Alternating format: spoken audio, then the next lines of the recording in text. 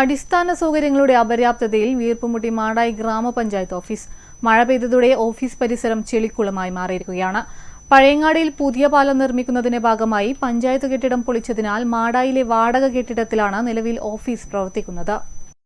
Madayi China clay കമ്പനിക്ക് സമീപത്ത് വാടക കെട്ടിടത്തിലാണ് മാടായി ഗ്രാമപഞ്ചായത്ത് ഓഫീസ് പ്രവർത്തിക്കുന്നത്. പഞ്ചായത്ത് ഓഫീസ്, കൃഷിഭവൻ, കുടുംബശ്രീ, വിഇഒ, എഞ്ചിനീയറിംഗ് വിഭാഗം തുടങ്ങി വിവിധ വകുപ്പുകളുടെ ഓഫീസ് ഇവിടെ പ്രവർത്തിക്കുന്നുണ്ട്.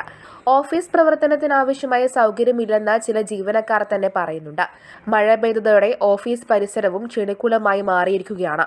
ബസ് റൂട്ടില്ലാത്തതിനാൽ പഴയങ്ങാടിയിൽ നിന്നും ഓട്ടോറിക്ഷയ്ക്കും മറ്റുമാണ് ആളുകൾ പഞ്ചായത്ത് ഓഫീസിലെത്തുന്നത്.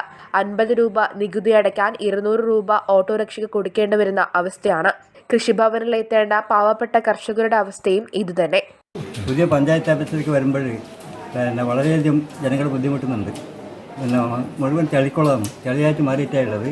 അതുകൊണ്ട് അടിയന്തരമായിട്ടത് പരിഹരിക്കാനൊരു നടപടി പഞ്ചായത്തിൻ്റെ ഭാഗത്തുനിന്നും സ്കൂൾ മാനേജ്മെൻറ്റിൻ്റെ ഭാഗത്തുനിന്നും ഉണ്ടാവണമെന്നാണ് എനിക്ക് പറയാനുള്ളത്.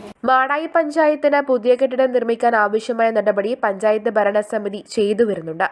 എന്നാൽ വാടക കെട്ടിടത്തിൽ അടിസ്ഥാന സൗകര്യം ഒരുക്കണമെന്നാണ് നാട്ടുകാർ ഉൾപ്പെടെ ആവശ്യപ്പെടുന്നത്.